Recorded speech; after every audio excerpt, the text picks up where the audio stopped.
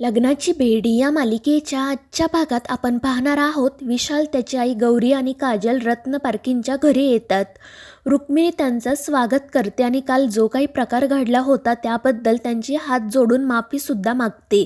मात्र गौरी म्हणत असते की रुक्मिणीताई, तुम्ही माफी मागण्याची खरंच काही गरज नाही आणि तुम्ही प्लीज बसा, तुमचा पाय दुखत आहे ना.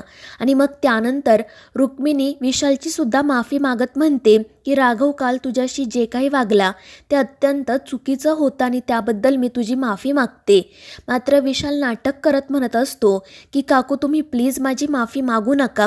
तुम्ही माझ्यापेक्षा मोठ्या आहात. तुमचे हात आशीर्वाद देण्यासाठी आहेत, हात जोडण्यासाठी नाही.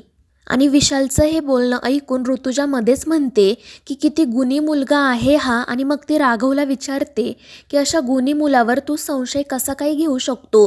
आणि तिचं ते बोलणं ऐकून सगळ्यांनाच हसू येतं. आणि मग त्यानंतर ते सगळेजण बसतात. रुक्मिणी त्यांना चहा नाश्त्याबद्दल विचारते तर गौरी म्हणते आम्ही चहा नाश्ता करूनच आलो आहोत. त्यामुळे रुक्मिणी म्हणते की ठीक आहे, मग मी सरळ मुद्द्यालाच हात घालते. आणि मग ती पुन्हा एकदा विशालची माफी मागते. तर विशाल नाटक करत म्हणत असतो की काकू, तुम्ही प्लीज माझी माफी परत मागू नका. आणि जर तुम्हाला कधी वाटलं ना की विशालचं चुकलं आहे तर हक्काने माझा कान पिळा, मला खरंच काही प्रॉब्लेम नाही.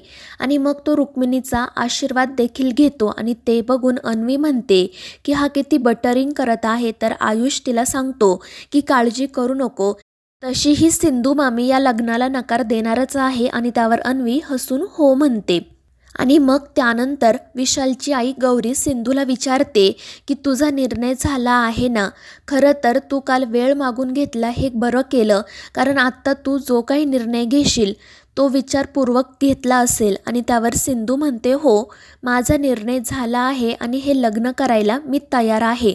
आणि ते ऐकून राघव, अन्वी आणि आयुषला मोठा धक्का बसतो. तर घरातील इतर सर्वजण खूप खुश होतात. राणीचा आनंद तर गगनात मावेनासा होतो. मात्र राघव चिडूनच सिंधूचा हात पकडतो आणि तिला सरळ बाहेर घेऊन जातो.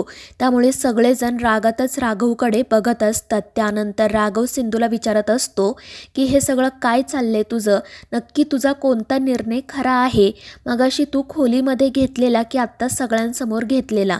हे बघ, मी तुला परत एकदा सांगतोय की तू प्रेशर खाली कोणताही निर्णय घेऊ नको.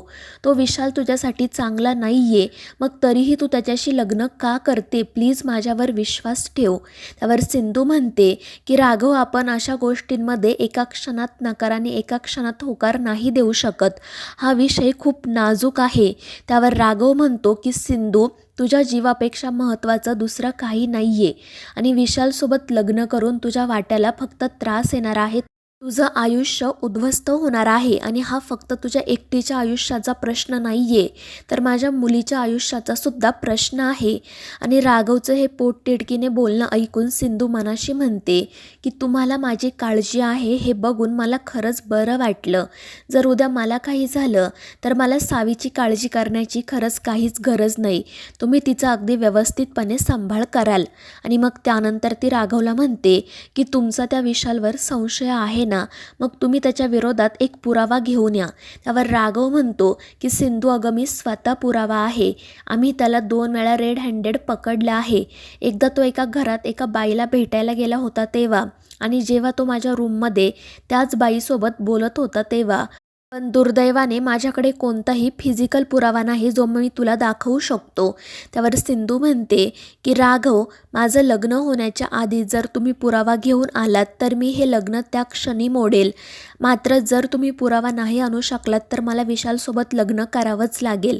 आणि मग त्यानंतर ती पुन्हा आतमध्ये जाते. रुक्मिणी तिला विचारत असते की तू तुझ्या निर्णयावर ठाम आहेस ना. आणि त्यावर सिंधू सांगते हो काकू, मी माझ्या निर्णयावर ठाम आहे. मी विशालसोबत लग्न करायला तयार आहे. आणि ते ऐकून सगळेजण खुश होतात. रुक्मिणी देवाचे आभार मानते. आणि मग ती राजश्रीला सिंधू आणि विशालचं औक्षणही करायला सांगते. पण त्याचवेळी राघव पुन्हा त्या ठिकाणी येतो आणि राजश्रीचा हात पकडतो आणि विशालचं औक्षण थांबवतो. त्यामुळे सगळेजण त्याला विचारत असतात की राघव, हे काय चाललंय तुझं. त्यावर राघव म्हणतो की मी जे काही करतोय ते मला अगदी व्यवस्थितपणे कळत आहे. आणि आता प्लीज तुम्ही कोणीही यामध्ये पडू नका. पुढे तो म्हणतो की माझा या विशालवर अजूनही अविश्वासच आहे. हा किती खोटारडा आहे ते माहिती आहे मला आणि हेच सिद्ध करण्यासाठी मला थोडा वेळ हवा आहे. आणि त्यावेळी राणी मध्येच म्हणते की राघव तू फक्त टाईम वेस्ट करत आहे. त्यावर राघव म्हणतो की ते वेळ आल्यावर कळेलच. आणि मग त्यानंतर विशालची आई म्हणते की राघव समजा तुला माझ्या मुलाच्या विरोधात पुरावा सापडला नाही तर. त्यावर राघव म्हणतो की असं काही होणार नाही, पण जर समजा मला त्याच्या विरोधात कोणताही पुरावा सापडला नाही तर मी स्वतः सिंधूचा हात त्याच्या हातात देईल. तर विशाल म्हणतो पण फक्त तेवढं पुरेसं नाही आहे, मी तुला जी शिक्षा देईल ती तुला भोगावीच लागेल. आणि त्यावर राघव हसून म्हणतो की सिरियसली मी एक पोलीस ऑफिसर आहे हे तू विसरू नको. आणि मग त्यानंतर तो, अन्वी आणि आयुष तेथून निघून जातात. तर राणी रागातच सिंधूला म्हणते की माझ्यासोबत किचनमध्ये चल. आणि मग ती सिंधूला घेऊन किचनमध्ये जाते. रागातच सिंधूला विचारत असते की हे सगळं काय चाललंय तुझं, राघवच्या मनात आता नेमकं काय भरलं आहे. आणि त्यावर सिंधू वैतागून म्हणते की मधुताई काय चाललंय हे तुम्हाला खरंच दिसत नाहीये का. मी राघवच्या मनात कोणतीही गोष्ट भरलेली नाहीये, उलट राघवलाच त्या विशालवर संशय आहे. मात्र राणी म्हणते की तो विशाल खरंच खूप चांगला मुलगा आहे, पण मला असं वाटते की मुळात तुला लग्नच करायचं नाही म्हणून तुझी ही सगळी नाटकं चालली आहेत आणि प्रॉमिस पूर्ण करण्याची तर तुझी नियतच नाही. त्यावर सिंधू म्हणते की मधुताई मी लग्न करेल असं तुम्हाला प्रॉमिस केलं होतं, पण कोणाशीही लग्न करेल असं नाही. तर दुसरीकडे विशाल फोनवर बोलत असताना काजल त्या ठिकाणी येते. विशाल तिला विचारतो की तू इथे काय करतेस. त्यावर काजल म्हणते की अरे तो राघव मागाशी किती कॉन्फिडन्सने गेला बघितलं ना तू, मला तर असं वाटते की त्याच्याकडे नक्कीच काहीतरी पुरावा असणार. त्यावर विशाल म्हणतो की हो मलाही तसंच वाटत आहे. त्यामुळे काजल घाबरून म्हणते की मग तू काहीतरी कर, कारण जर हे लग्न मोडलं ना तर आई मला घराबाहेर काढतील आणि यावेळी त्या तुझंही ऐकणार नाही आणि तुला तर माहिती आहे ना मी तुझ्याशिवाय नाही जगू शकत. त्यावर विशाल म्हणतो की तू काळजी करू नको, असं काही होणार नाही. त्याच्याकडे नेमका काय पुरावा आहे याचा मला अंदाज आला आहे. आता मी तुला जे सांगतोय तसंच तू कर. आणि मग त्यानंतर तो त्या काजलला एक प्लॅन सांगतो. तर दुसरीकडे राघव त्याच्या लॅपटॉपवर CCTV फुटेज चेक करत असतो. त्याचवेळी अन्वी त्या ठिकाणी येते. ती सांगते की तू आयुषला जे काम सांगितले ते त्याने सुरू केलंय. त्यावर राघव म्हणतो ठीक आहे तू सुद्धा त्याच्यासोबतच थांब, जर त्याला काही मदत लागली तर तू कर. त्यावर अन्वी हो म्हणते आणि तेथून निघून जाते.